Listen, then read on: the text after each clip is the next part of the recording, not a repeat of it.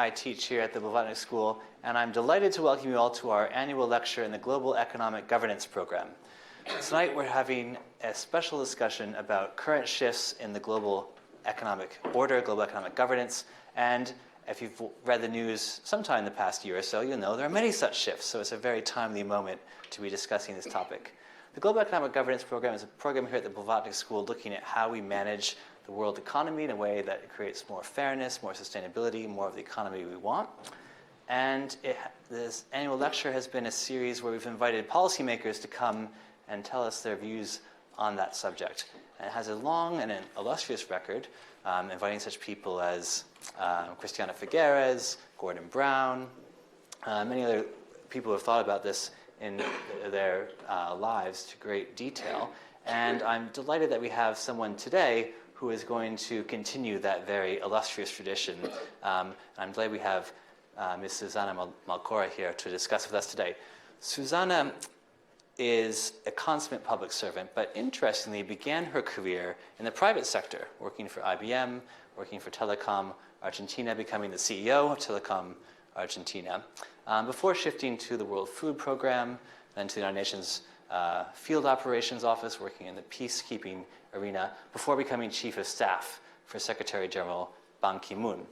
And in that very long and illustrious trajectory, she's overseen such important issues as the efforts to remove chemical weapons from Syria, the Ebola outbreak most recently in West Africa, and other kinds of stark challenges. She then had an opportunity to build on that experience as Minister of Foreign Affairs and Worship in the Republic of Argentina until most recently. And in that capacity, she had not just the role of representing her countries in its diplomatic relations, but also of convening the world's trade ministers in 2017 for the 11th ministerial session of the World Trade Organization, a very fraught time because it was the first ministerial taking place after the election of Donald Trump and after his announcement of trade action against China. So we're really privileged to be able to draw from Susana's insights tonight on the current state of global economic governance, but also hopefully how this will develop going forward. So please join me in welcoming her.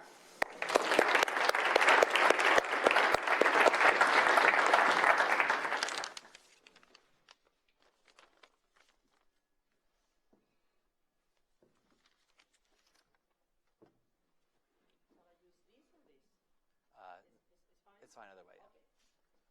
Good afternoon. It's a pleasure to be here. It's one of those great opportunities to come to the academia world, which is one that I do not know and I have never gone into except for being a student. And it's a bit humbling because when I was invited, when Thomas reached out to me, he said that I was going to be lecturing. And the one thing I do not know how to do is how to lecture. So first, please bear with me that you are not going to be lecture. I will just try and share with you some thoughts. And what I can assure you is that we will all leave this conference room with more questions than answers after we have this exchange. That is the reality of the world today. It's a world that brings more questions than answers, and I don't have any silver bullet to be able to share with you and say, this is how we fix it. I would like to start with some history here. Even though we are supposed to be talking about the current trends in the world, I think it's always good to go back into history and realize how is it that all started. And I will not go back all the way 2,000 years ago or so. I will just go to the Bretton Woods conference in 1944. We will not go beyond that. And I want to do it because I think it's important to know how the story started in order to think how we can move forward. And particularly because I think these days we have sort of an idealistic perspective of how the multilateral system was created. And it's important to be realistic, because being realistic on its inception, we might stand a chance to translate future into something that is better and stronger. This idealistic construction thinks of a collective creation where people came together and had incredible discussions, and out of those incredible discussions, we were able to have a shared view, and out of the shared view, institutions were created. Well, let me tell you, that's not true. It's not how it worked, and it's not how it worked because probably it's almost impossible to have such a creation out of a collective wisdom. To have such a creation, you need leadership. And keep this in mind, because I'll come back to leadership later in this conversation. So reality was that we were at the late stages of World War II, that there was a coalition of countries fighting hard, and that it was foreseeable that soon the war was going to end, and we, meaning the ones who were really vested and invested in the war, needed to decide how the future will shape. So this was about resources, how to manage those resources, how to assign those resources, how to really defend the interest of each one of the ones who were sitting at the table. It's not an idealistic perspective, it's real hard and difficult decisions that had to do essentially with the interest of each one of the ones who were fighting at the time and who most likely were going to win, and by the way, won. And that's why the post-World War II construction did not have some of the significant players that now are center stage in the world, because precisely they're losers coming out of World War II.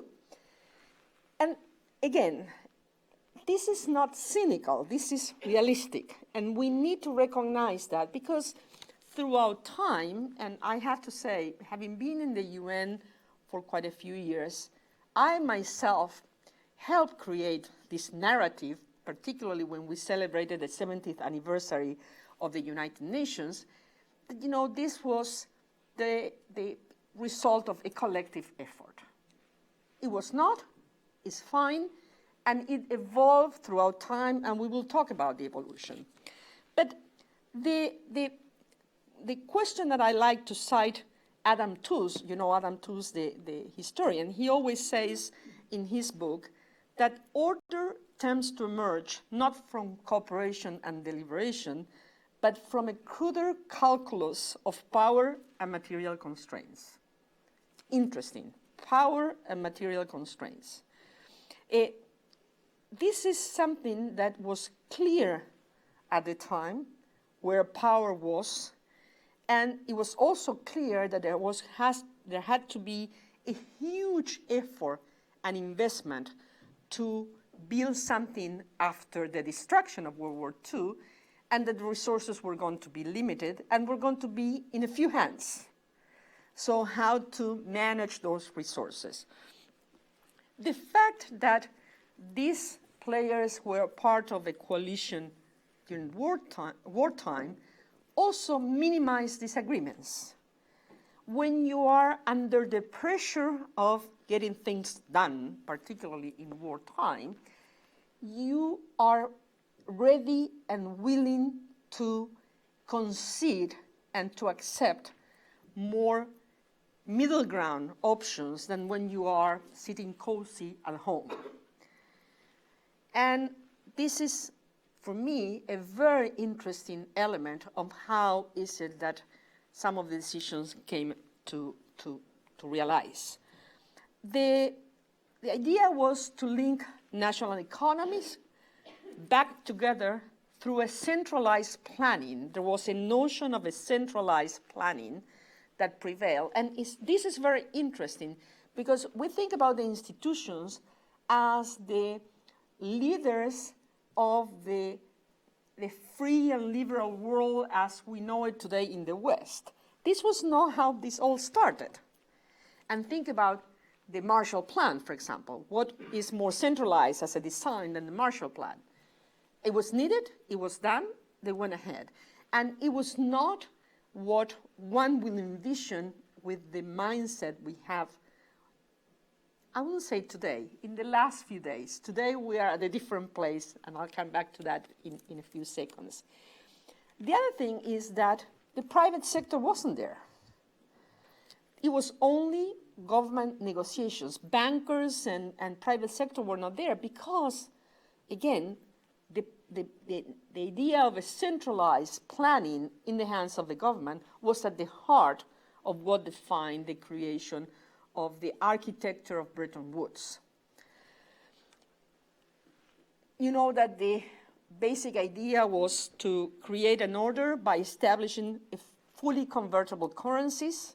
That was the key element at fixed exchange rate with the dollar pegged to the gold. This was a very, very, very harsh approach, and it proved unsustainable very soon. So we started to see, and in this country was one of the first places where we started to see the challenges that represented the design that was envisioned in the middle of the end of the war. And of course, later on, it proved to be impossible also because the US decided to unpeg the dollar to gold. So there were many assumptions made in the origin of particularly the economic aspects of the multilateral system that didn't go very far. But what was important is that a system was established, which I think is, without any question, one of the big creations of mankind in the 20th century, especially after what had happened with the two big wars earlier in the century. It's also true that the free trade order set by the Havana Charter and the International Trade Organization didn't pass US Congress.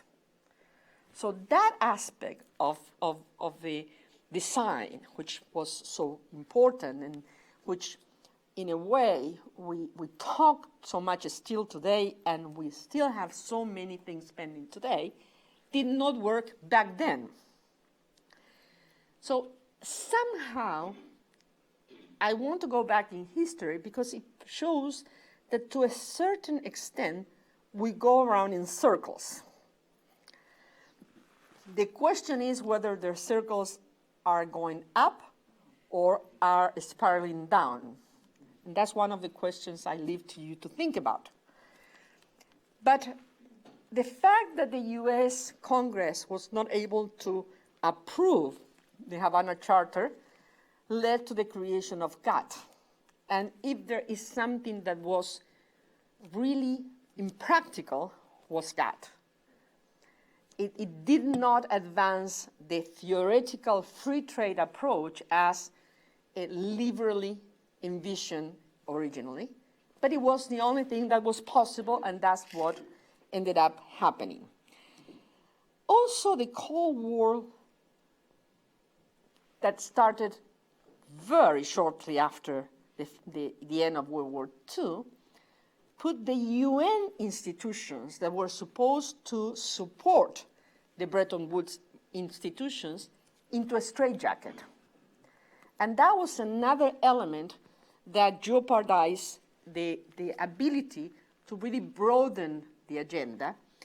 And in the end, what happened is that it ended up being a US-led effort with a very, very strong North Atlantic perspective.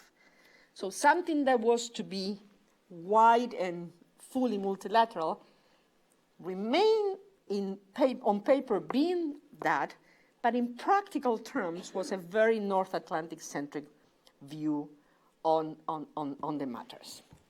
So that's how it all started. And again, I wanted to stop for a few minutes on this not to be critical, but to understand where we are coming from, because that could help us think how we can move forward. Then there were more recent developments, and I will stop for a few minutes in the more recent developments. The first one that I will mention is the fall of the Berlin Wall.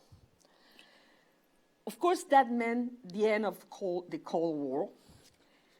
Fukuyama saying that it was the end of history because the confrontation between capitalism and communism proved that only capitalism was the way forward, that the centralized planning that communism had was not able to deliver, was not efficient as a centralized model, and could not deliver the needs of their citizens. That's why it fell. And also at the time, there was this notion of the virtuous reinforcement between capitalism and the liberal democracy as we interpreted in the West.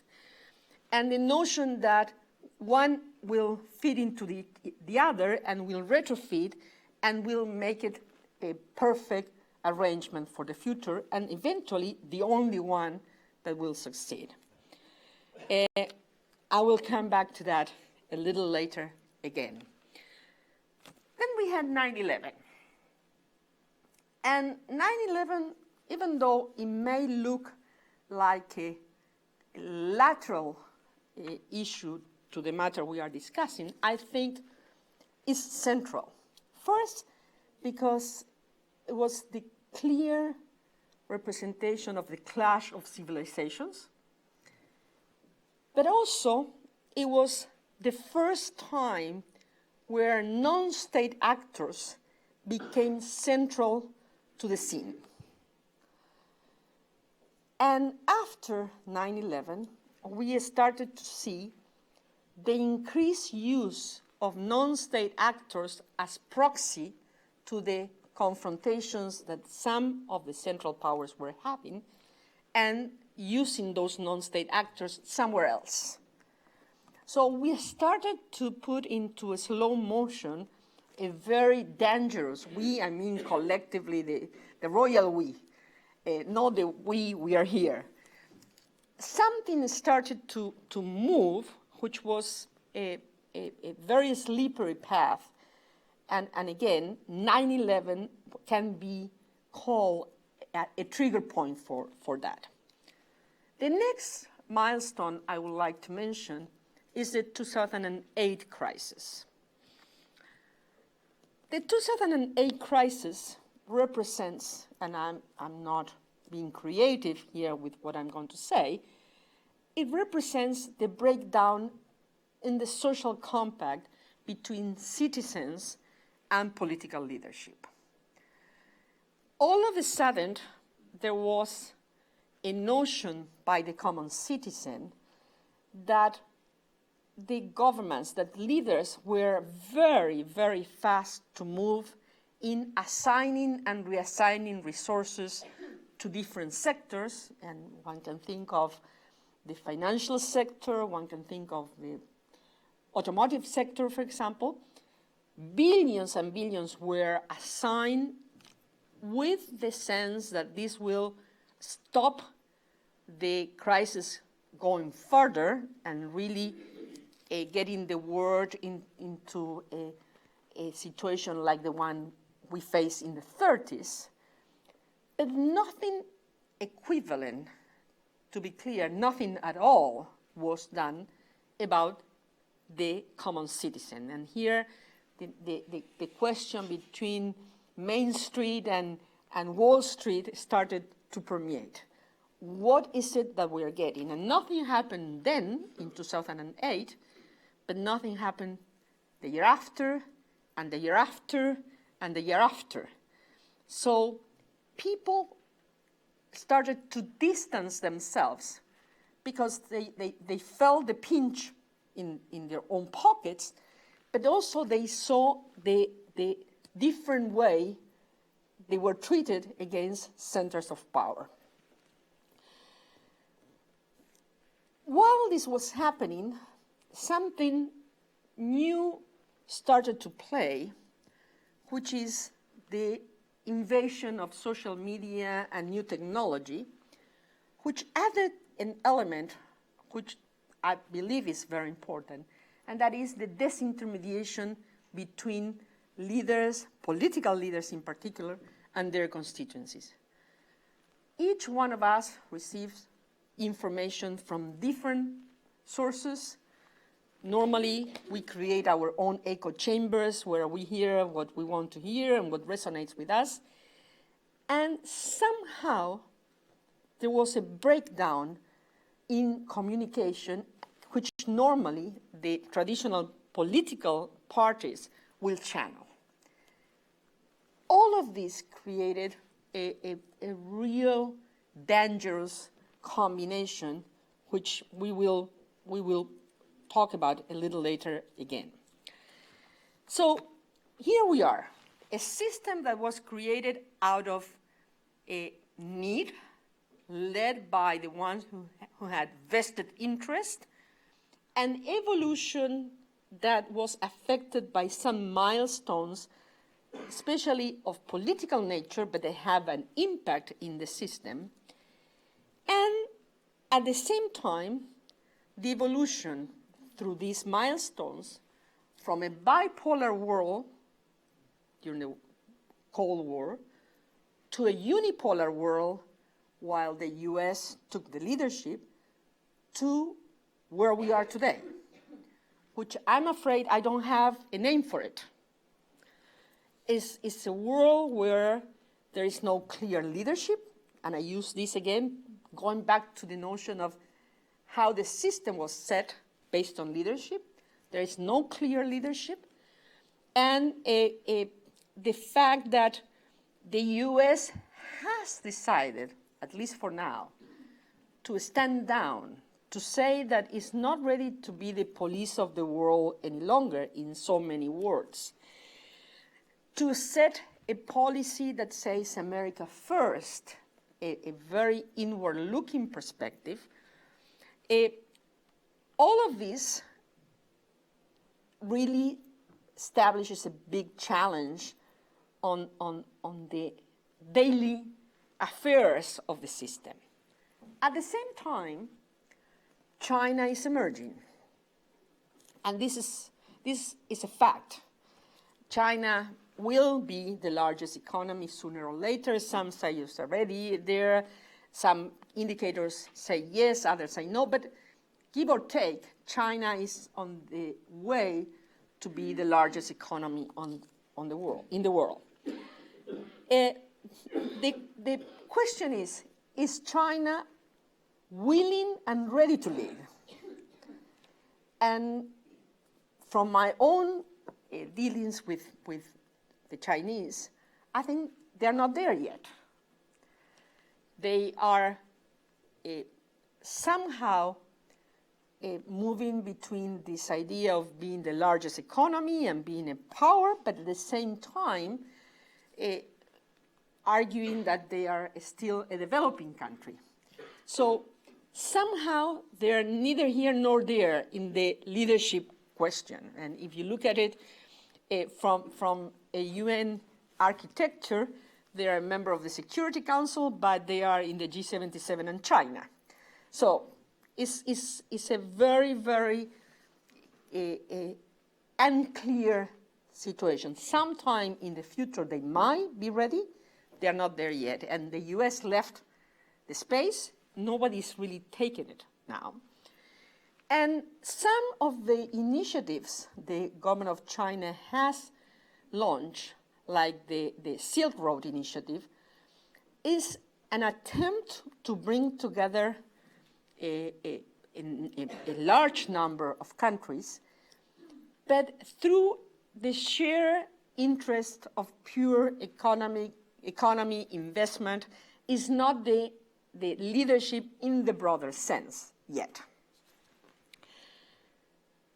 The other element that is happening, that is having an impact in all of this, is technological breakthroughs. And I think it's really, really important to add this element to where we are today, because the technological breakthroughs that we are seeing bring to the forefront questions about what we believe are the absolutely given values of the world, the Western values. And the fact that there are different models between China and the West on technology brings the question of centralized design versus entrepreneurial design. And in the case of the West being more entrepreneurial, brings to the forefront the question of companies really, really growing at a pace and volume that becomes unmanageable, and how you regulate them in order to be able, from a government perspective, to manage that technology and the use of that technology without losing the ingenuity and the capacity to create, while on the other side you have a clear central design for it. The other question is the question of freedom versus control. The access to big data, to artificial intelligence, to many other tools of new technology allow for a centralized control to be very efficient, which takes me back to the question of the fall of the communist regime, because centralized design was not efficient to really work. That comes back and says, well, maybe technology is proving that wrong now. And if so is the case, what do we have regarding the design of the liberal democracy as we know it in the West versus more autocratic approaches? So I'm not going to address all these questions here. They are deep philosophical questions, I will say, but they are at the heart of the stress we see in the system. The system is under huge pressure in a multi-layer way, and that is what is being not even discussed, is happening as we speak. On top of all of this, the crisis to the existing architectures has an element of lack of representation of the existing powers as we see them today. And this is true in political terms, and the Security Council is an anachronic example of what we are talking here, powers not being well represented in the way the world is today. We also have this reality in economic terms, and the governance of the IMF, the World Bank, even the World Trade Organization prove that there is lack of share of enough share of the governance in line with the power that is there today. And the other thing is that in social terms, we talk about political terms, economic terms, in social terms, society, the common citizen questions the structures anyway, because the disintermediation approach that I referred to earlier related to their leadership applies even more so to these institutions that are far, far away and don't seem to deliver for the common citizen. And this is, I will argue, particularly true in the case of the European Union, and it's particularly true in what we see as the process of Brexit and how citizens see the EU versus what is there for them in their hometown in the middle of England. So very, very, very complicated landscape to which I will add what is for me the most, the weakest link in this landscape, which is the lack of leadership. Not only we have this complex environment, we also have lack of leadership. Lack of leadership means that we cannot untangle the issues because people are looking too narrowly into them and are not able to stand up and look above and see how this can be resolved. Also, there is a lack of a shared sense of urgency. And climate change is an example for this. You know, out of huge work done, and I will say here China played a role after having been slow at the beginning. In the end, it really got involved, and the US with President Obama, and you know, a sense that yes, we had to do something, and we got the Paris Agreement, which we knew was not enough, but at least was a very, very important concerted effort. And it was urgent, and here we are, walking away from the climate agreement because there are questions, because there are doubts, and because there is no urgency. So that is a key example of lack of leadership and lack of sense of urgency. And what it is clear is this prevailing mentality of a zero-sum game, that if I want to win, you have to lose. There is no notion that maybe there is an opportunity to enlarge the pie where we can all get something extra out of a deal. So with this as a context, historic and current context, trade is at risk. First of all, because the drivers of trade and liberalization, free trade and liberalization, are the ones who are leading the questioning now.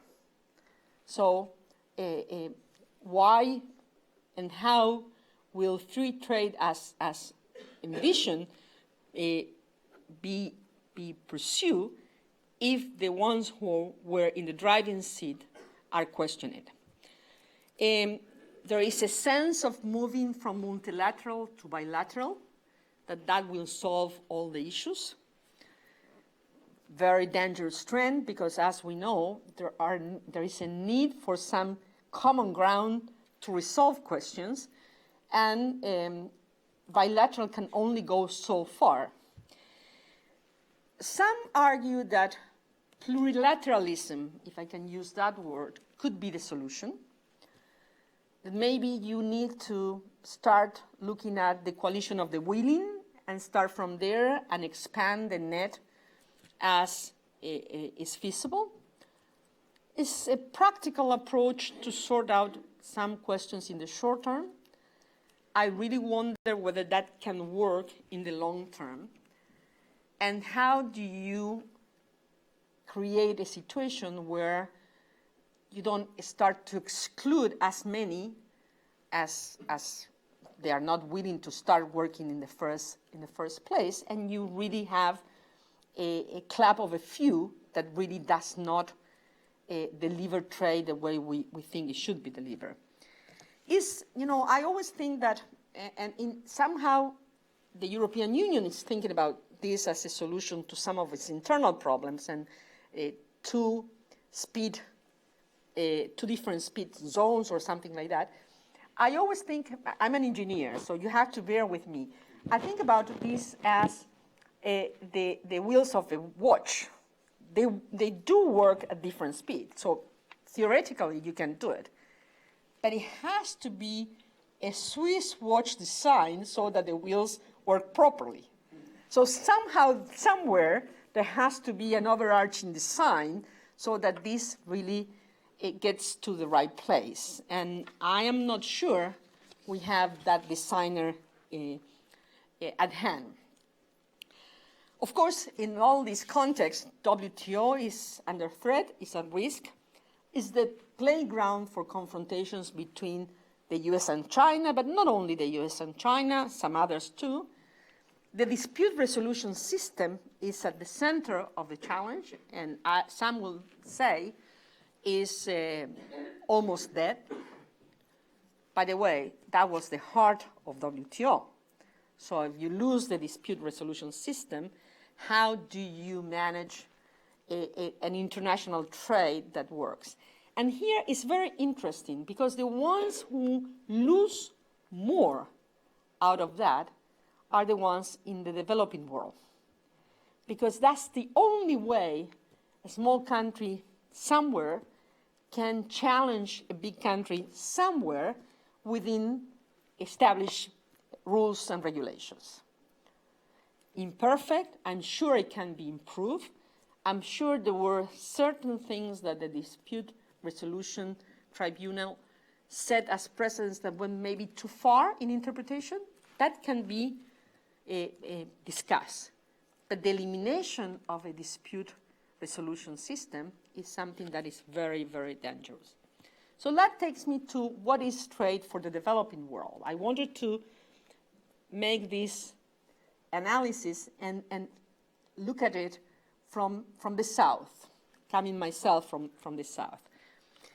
The first thing I want to say here is that somehow we got a bit lost when trade was seen as the tool for development. Trade is a tool for development. It's not the tool for development. And the Doha round, I think, had that scene. You know, Doha took place right after 9/11. It was a time where we all were coming together to be good neighbors and help each other. And we overpromised in Doha. Things were said in Doha, were committed in Doha, that were almost impossible to deliver, and created expectations in the global South that, of course, we were very short to get into reality. So I think that we have there a real problem that led to frustrations and somehow also led to problems in the negotiations of WTO, because there is a group, a large group in the South that says we will not move forward on any new issue until we resolve Doha, and others that said Doha is dead. So one cannot underestimate how much tension there is in WTO, and this is prior to President Trump's arrival, and I will say it was almost the same under President Obama's tenure, although the manners may have been different. The issues were exactly the same, and to a certain extent, they are shared between Europe and the US, as much as they are shared by many in the South who felt that promises were made and were not complied with. Still, there are some interesting developments. And I will say, for me, one of the most interesting developments is the African Free Trade Zone. In the middle of all of this, Africa as a continent, which is probably, well, it's hard for me to say this because I also believe that South America is very, very unintegrated, but Africa is a very unintegrated continent. They have decided to move ahead and create a free trade zone. They have moved at a speed that is unprecedented, and they have been able to establish it. We all know that one thing is to set it up, another one is to make it work. But the fact that they were able to deliver the free trade zone, I think is a very, very positive signal, because it shows Africa standing up to a challenge and to having a dog in the fight, which is something you need in order to find solutions to the problems. Africa, we know, has a high growth potential. It offers an incredible opportunity both to governments and private sector, it has the youth dividend. And as much as it has the youth dividend, it is also a risk for Europe if Africa does not find a way forward. I think there is a good chance that if the African trade zone takes real roots, that this can be a tool for Africa to move faster and to develop faster. Another good example is the Pacific Alliance, and this more loosely coupled constellation that has found a way to reach out from Latin America to Asia.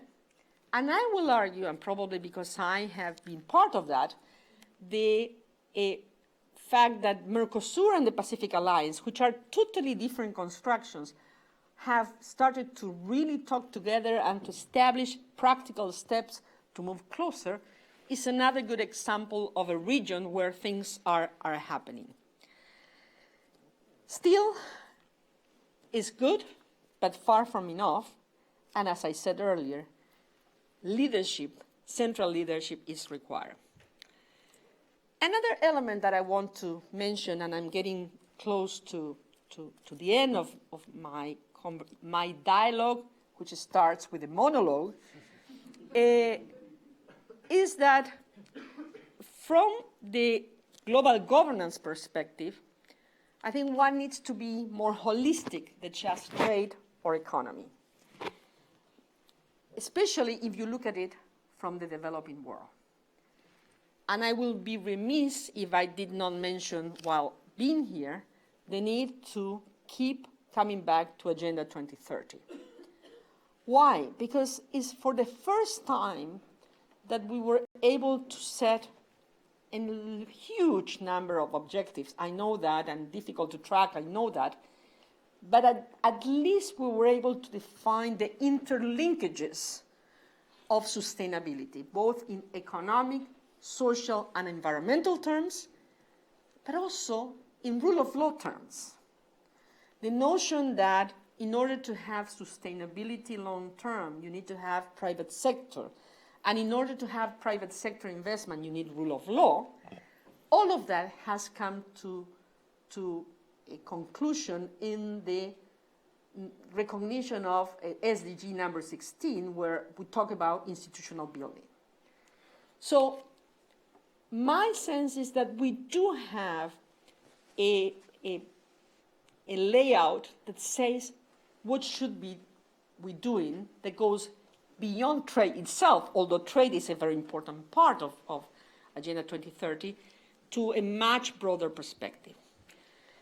Trade is necessary, absolutely, but it's not enough. And let me mention here that paper that was published by the Center for Applied Research at the Norwegian School of Economics and the Global Financial Integrity and a few other institutions about financial flows and tax havens.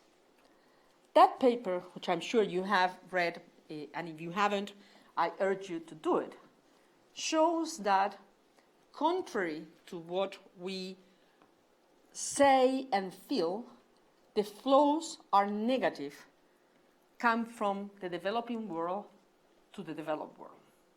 And this has to do with many, many issues: debt, profit repatriation, capital flight, the international trade system and misinvoicing and other ways of invoicing. We need to tackle this. When we talk governance and we talk issues, we need to really go to the heart of this.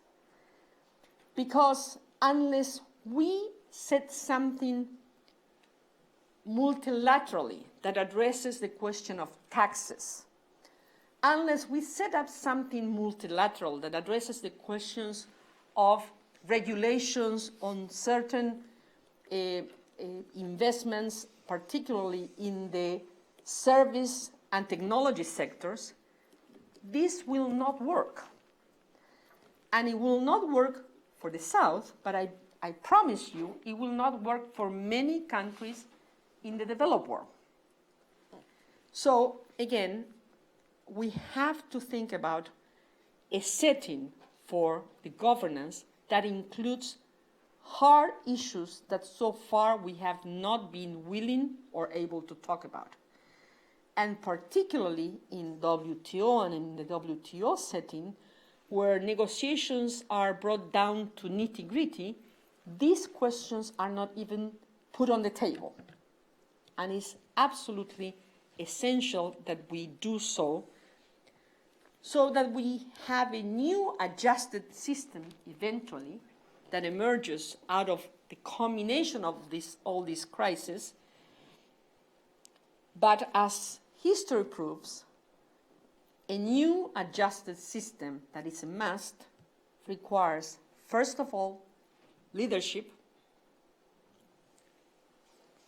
and I don't see it.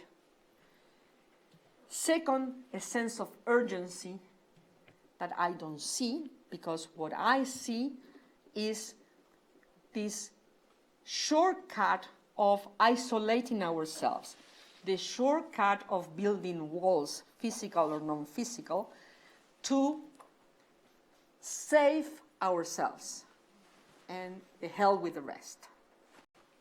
And we know that will not work.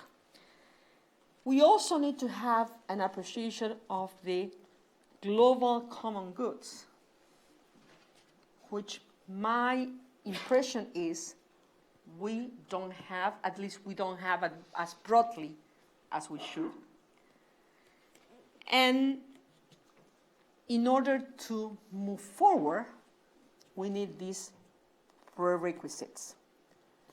So my final questions are we there? If not, what do we need to be there? And can we get there through the safeguards that the institutions have and the system has, avoiding a big crisis? Because this is what we learn through the creation of the architecture we have, as imperfect as it is. It took a big crisis to get there. Can we foresee the recreation of the institutions, the perfection of the institutions, while avoiding another crisis? So with that big question, I stop here and I open the floor for Q&As, which I'm sure there will be. Thank you.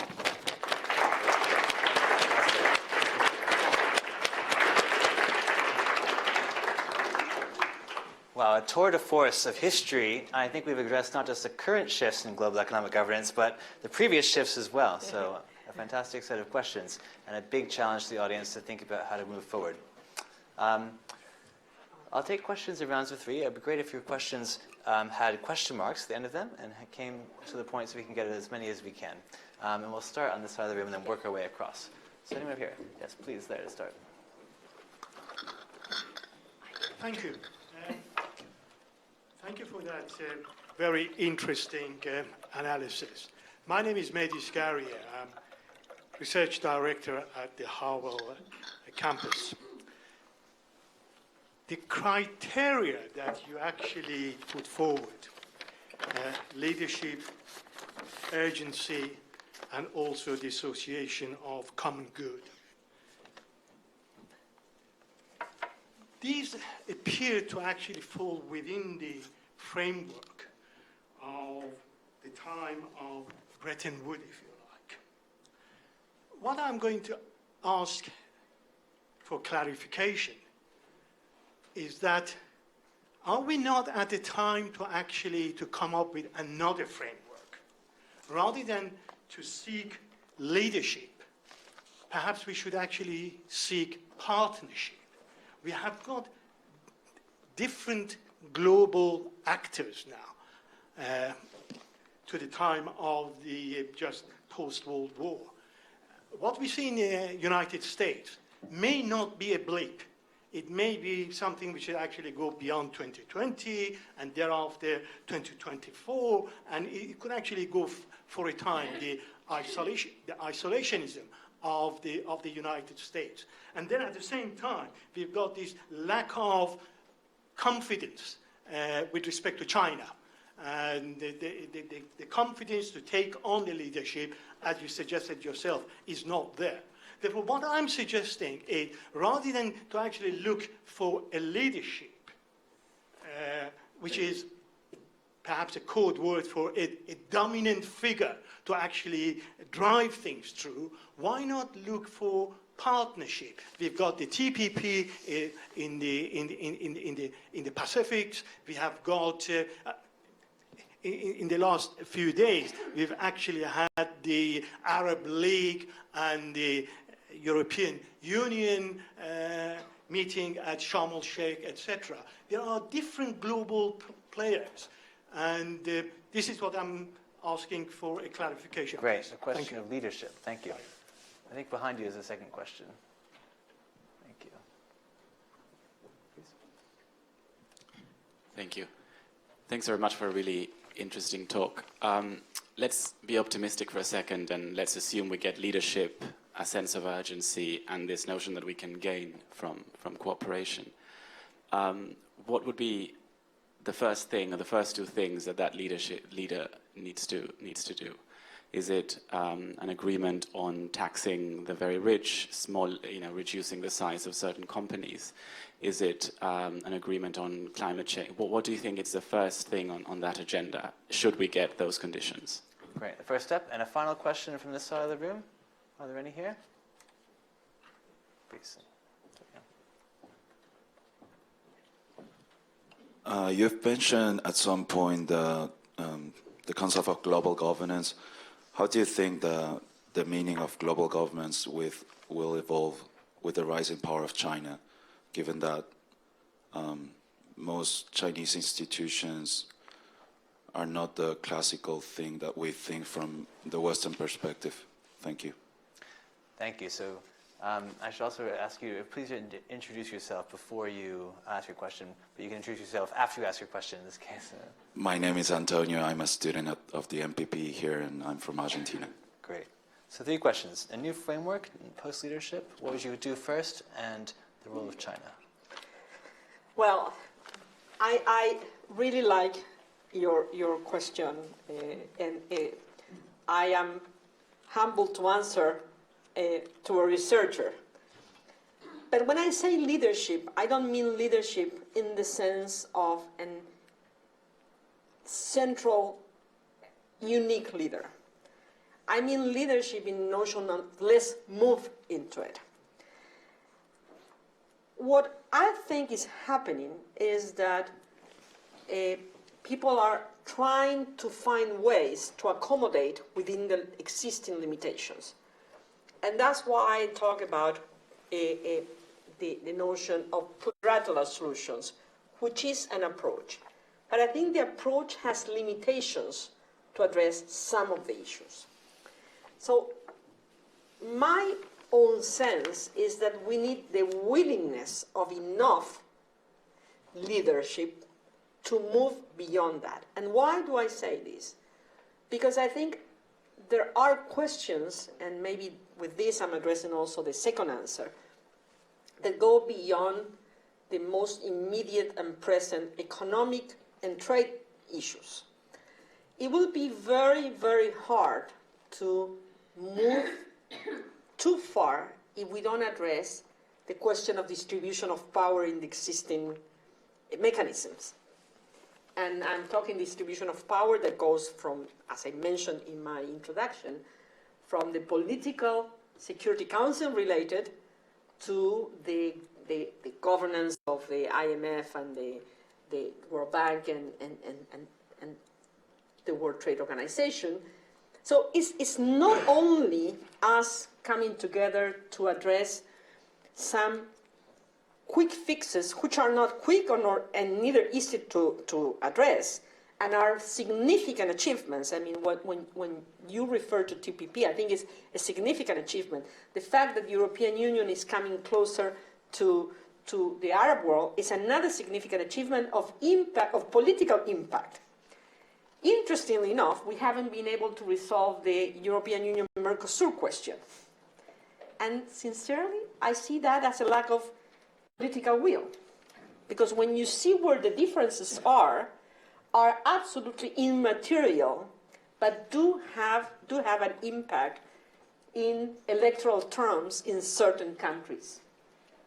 So that's what I mean by leadership. I don't think, and I agree with you, the time is such that we will be finding a single leader that takes us through this journey.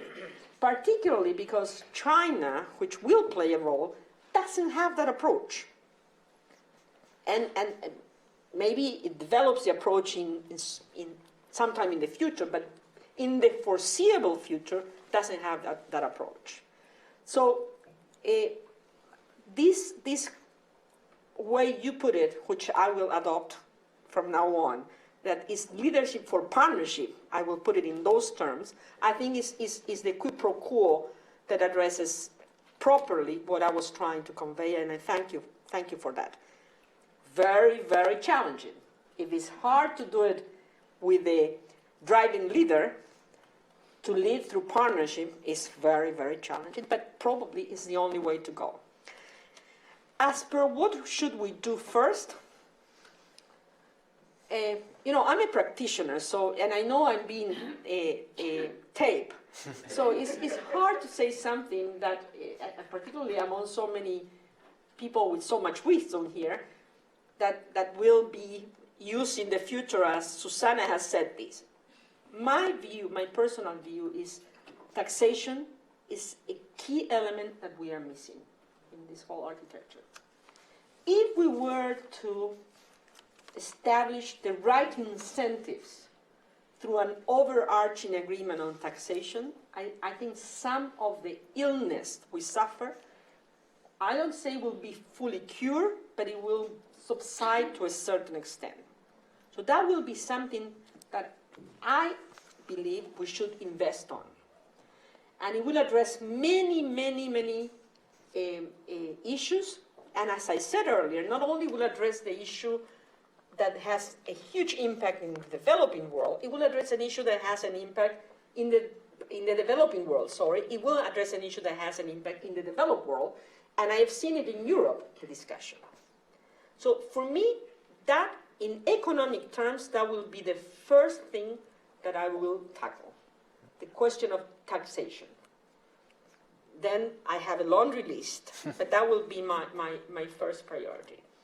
As per the question regarding China, I think China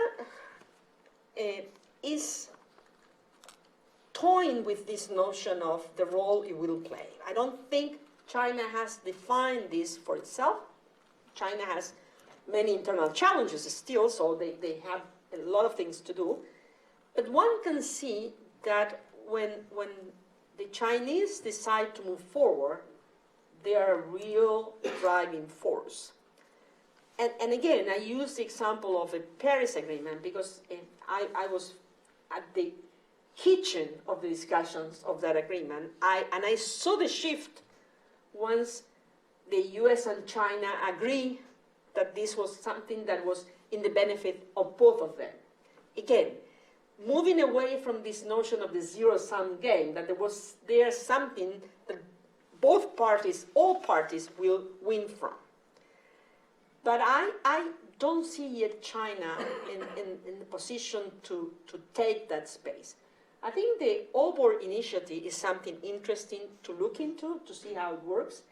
But it's very, very, very telling that it's an initiative that is centered in economic terms, in investment, in infrastructure. It's something that, of course, the interest of China is at the center, no doubt about it, but also trickles down to many opportunities for the ones who are involved. But it's not a full-fledged architecture of a broad sense. And, that could be a question. That's why I included the reference to new technologies and how new technologies always pose new questions. Could we recreate a system where we have to be as broad in our aim as we are, or we should be a little bit more restrictive in our aspirations. You know, the system, and I can tell you this, having been in the system, sets the tone for Western values. When you talk partnership in a broad sense, that could be questioned. Let me tell you a small, very small anecdote. When I visited Afghanistan, one of the times I went to Afghanistan, I was in a very remote village in the north, and we had a meeting with a team that was working there. And we were talking about issues regarding Sharia law. So I asked to the UN team, how many Sharia law experts are sitting around the table? And we were like 30 people. And very timidly, one raised a hand, and it was a very junior person. And I'm saying this because if you are going to address the issues in Afghanistan, and if you're going to build institutions in Afghanistan, even if your intention is to move the notion to a more Western view, you need to start from where they are, and that's the reality. So my sense is that we might need to recognize that the partnership question, and that's why it's so hard, has to accept different views in certain issues. Great. Let's turn to this side of the room for another round of questions. Then, middle, keep your questions burning. We'll come to you finally. But let's start on this side, far in the back, and then working our way forward. Please introduce yourself. Can you? 1 second. Hello? Okay. There. Hi, my name is Lamer, and I'm currently an MPP student here. A follow-up to what you just mentioned and what you said earlier on the importance of SDG 16 and the rule of law. I understand it was a very controversial SDG to be included. So I'm just curious of how was this negotiated to get it to be in the Sustainable Development Goals, given that the rule of law is a contentious topic and not very well defined in terms of values. Thank you. Great question. Then here in the middle. Thank you so much. That was fascinating. So my question is about your laundry list and how to deal with things like tax and antitrust. So it seems like the OECD, it did a good job on the BEPS agenda, but its constituency is limited and it's only made up of the companies that benefit from the system we've created. So in dealing with these difficult issues, who or what is the right set of bodies to deal with it? Sorry, and your name? Oh, my name is Felicity and I'm doing the MPP. Thanks, Felicity. And a final question on this side. Great, here. Thank you very much. That was most interesting. My name is Marcus. I'm just a concerned citizen. The one thing we haven't discussed here is what do you expect citizens to contribute to this? Because we see what's happening in Britain and the rest of the world in terms of the citizens are not being, the citizens feel that their needs are not being addressed, and leadership is wonderful, but how can we involve citizens in making these kind of choices which have to be made? Fantastic. 3 fantastic questions. Okay, you're right on SDG 16. It was like pulling tooth to a tiger, a living one. It was very difficult. And it was a trade-off, and it was accepted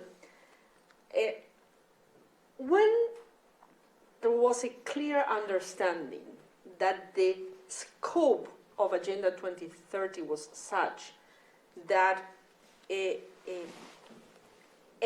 was only a drop in the ocean, and it was understood that this required major investments, infrastructure creation, a real sense of partnership, public-private.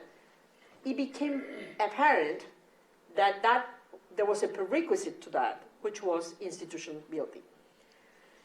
I think that, again, going back to the notion of a broad partnership, one needs to think about what rule of law means in the sense of impact from an institution building perspective, which is not necessarily a cookie cutter approach of institutions the way they are run in the UK should be run everywhere in the world. But there are certain basic principles that rule of law should enshrine in a society, and one of them is the notion of how you do business in a transparent manner. And how do you set up institutions that are separate from each other, the judiciary separate from the government that runs the business. So those principles are the ones that the SDG 16 is supposed to represent. It doesn't necessarily mean a model that is, again, a cookie cut to follow a certain path. But those are principles, I think, that anyone will agree in order to have not only a successful implementation of Agenda 2030, but to trickle down to citizens, you need that transparency, and that is a baseline, that is a must. So I think that was what was understood and in the end was accepted. Clearly, the OECD question, you're right, OECD, as much as they can make a good assessment and a good proposition, is not the right forum where to really develop this.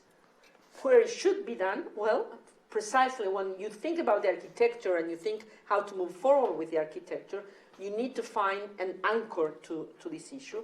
I'm not the type that will create many new institutions, but it has to be an institution that represents the broader perspective of the world. And it's not OECD as much as it can contribute with analysis and with assessment.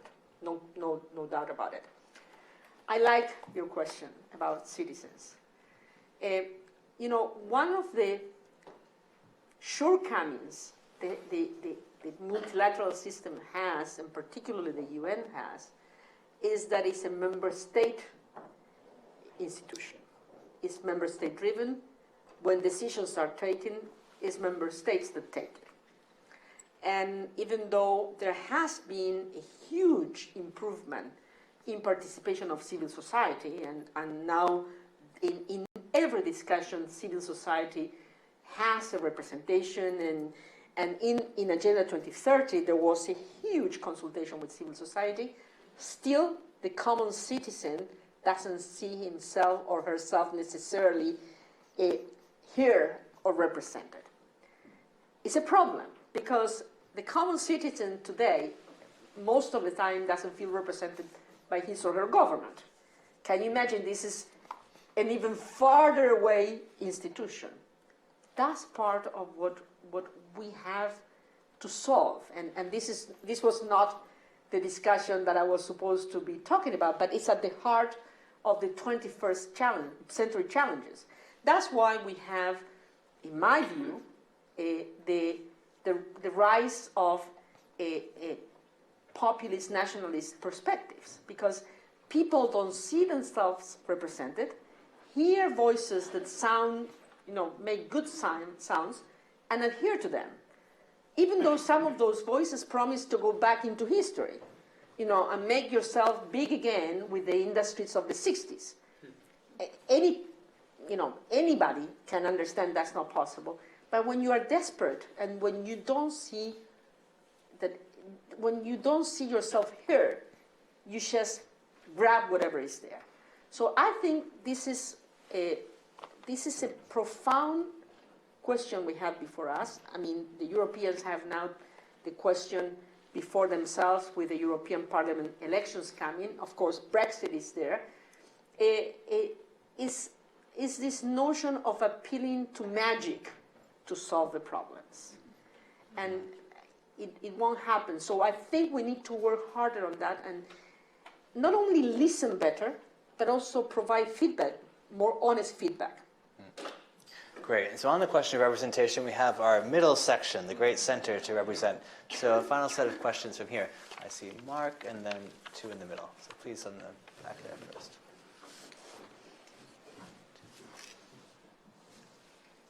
Thank you for a great talk. I'm Mark Robinson. I'm a disciple of Thomas Hale and So you are very good. and David Held with their work on global governance and routes through gridlock.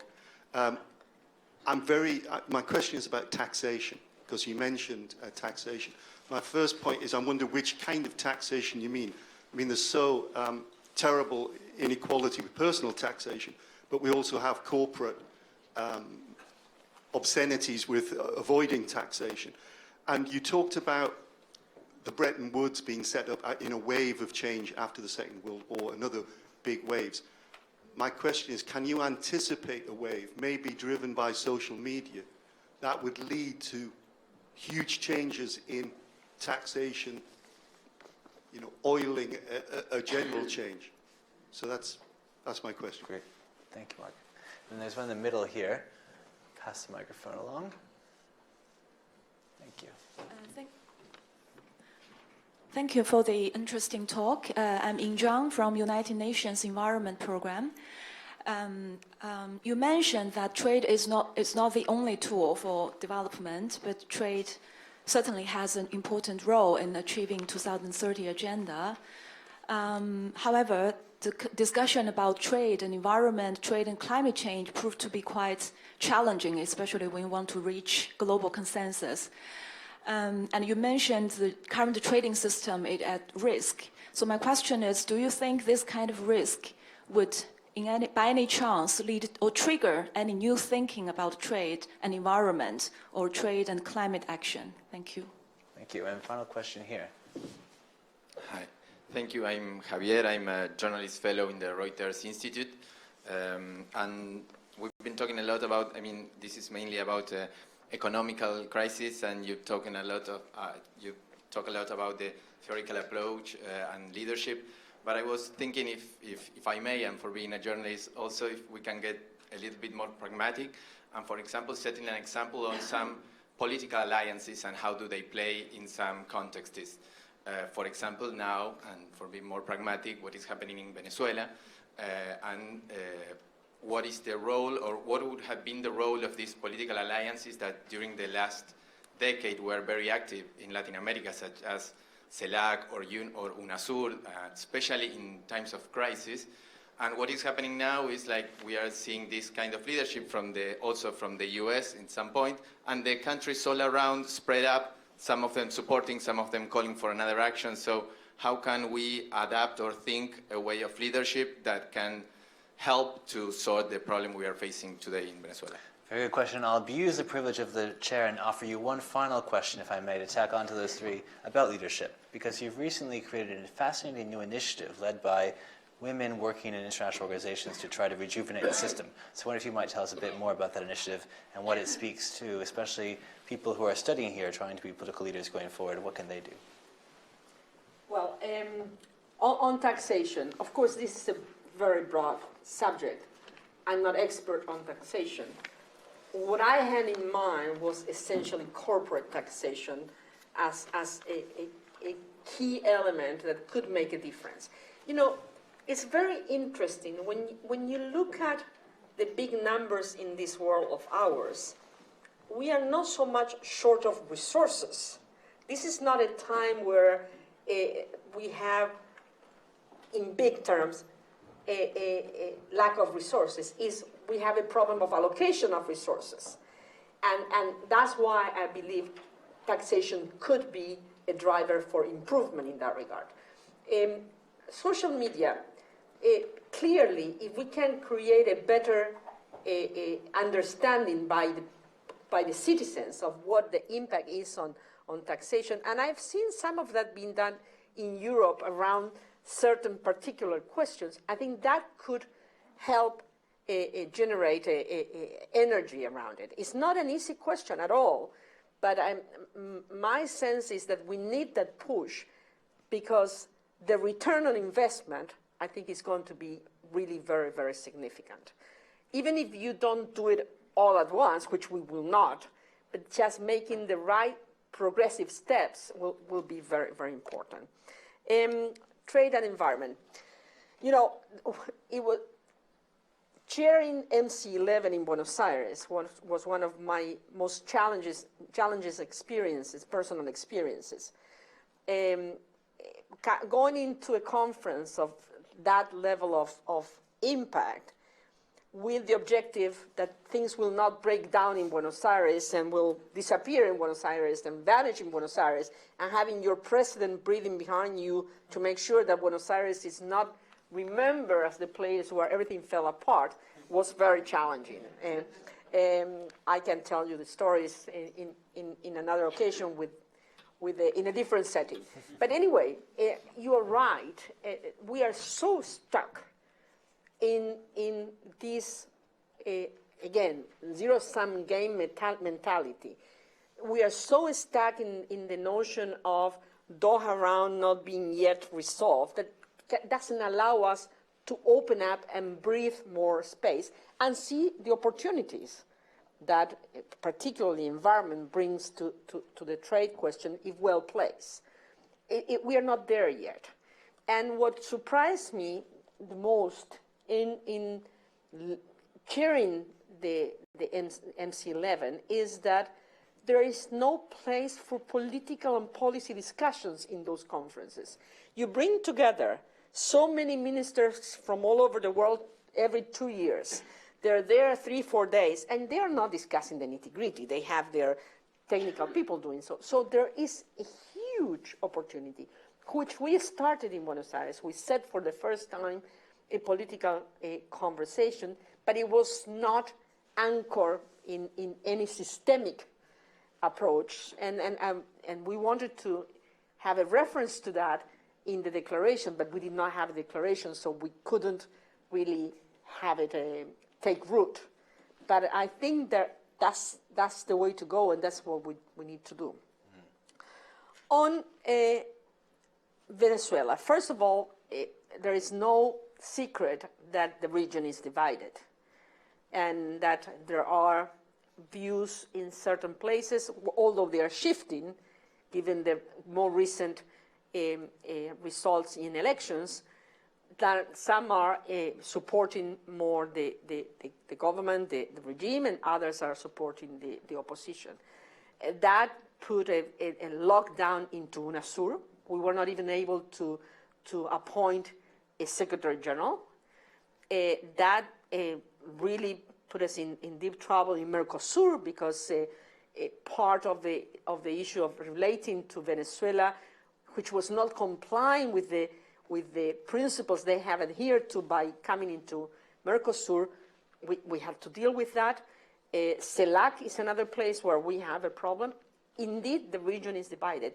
Latin America has been historically a region where we had the institutions to deal with our issues. We have faced the limits to that with what is happening to Venezuela. My sense is that we need to be careful with what is happening in Venezuela. Why do I say this? Because as much as I think we need to find a way to have full-fledged free elections in Venezuela, because the government has gone far beyond what it should do in limiting democracy. At the same time, we cannot excuse the use of any means to get to an end. And there are principles of international law that need to be respected. So there is a tricky balance there, and we saw that balance really go wrong in the past, decades ago. I don't think we are going back to any of those approaches, but we need to be very, very careful. In the end, Venezuela needs to find a way to resolve its own problems among Venezuelans. How we help them, I think, is a secret. And how we help them is a critical thing. And the fact that we are not finding ourselves united outside, it doesn't give us many opportunities to help them inside, which they badly need. Women leadership. We launched only 3 days ago, it was announced, a group of women. Now we are already 33 and going up there are 3 or 4 lined up to come on board. Irina Bokova, Helen Clark, and I started this outreach to former colleagues in the United Nations after the last General Assembly meeting, where we saw with deep, deep sadness 2 things. First, that the multilateral system is being pushed right, left, and center. And second, that as much as we believe women issues are being more discussed, are more in the forefront, people are in the streets talking about it, in the end, policies related to women issues, women rights, women equality, and gender equality are being pushed back in many places in the world. Some of these movements that we talk about, nationalism, populism, a view on values of the past is pushing back on the acquired rights.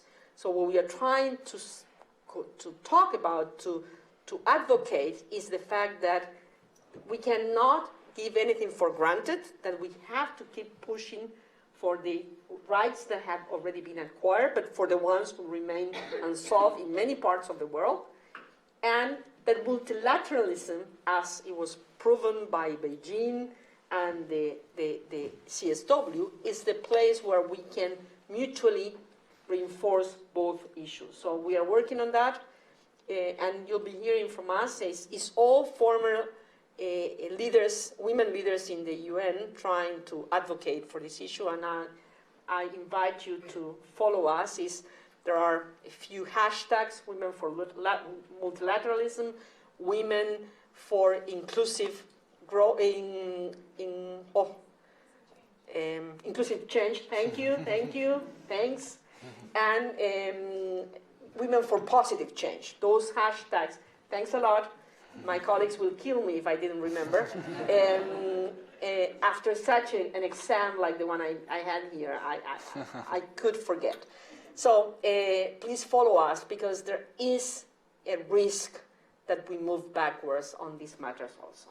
Thank you. Well, there's no risk that we're moving backwards in where we got to tonight. We had a broad challenge, and we've shown us a definition of leadership that we actually had someone present to us here last year. That leadership is articulating a vision and bringing people to that vision.